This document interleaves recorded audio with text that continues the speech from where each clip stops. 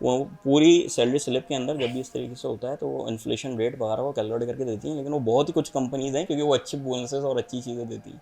Otherwise कोई भी ये फार्मूला नहीं बताता, सब क्या बताते हैं 10%, 8%, 15%। Where is the inflation? अगर इन्फ्लेशन 37% है और मेरा 20% बन रहा है तो मैं 17% लॉस में हूँ। अभी भी। हाँ, मैं पिछले साल के मुकाबले में अभी साल 17% लॉस में हूँ। मुझे ये बात समझने की ज़रूरत है एज अ सैलरीड पर्सन। दूसरी बात जो बहुत ज़्यादा इंपॉर्टेंट है ये समझने की है, नंबर्स को ना घुमा के पेश किया जाता है, तारीख को, हिस्ट्री को घुमा के पेश किया जाता है। इन्फ्लेशन क्या है?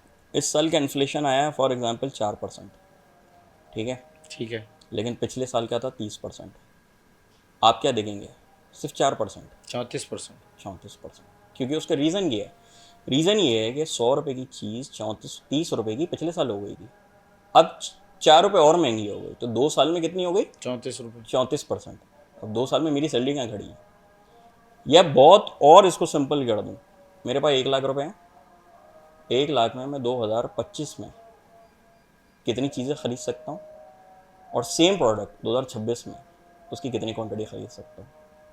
तो मुझे खुद ही समझ में आ जाएगा कि मेरी सैलरी बढ़ रही है, मैं इन्फ्लेशन का शिकार हो रहा हूँ, मैं इंक्रीमेंट मिल रहा है, या मैं डेप्रिसिएशन का शिकार हूँ, मेरे रिवर्स में चल रही है गाड़ी। मैक्सिमम सैलरी नहीं बढ़ती, जो बढ़ती भी है वो इन्फ्लेशन की नज़र हो जाती है।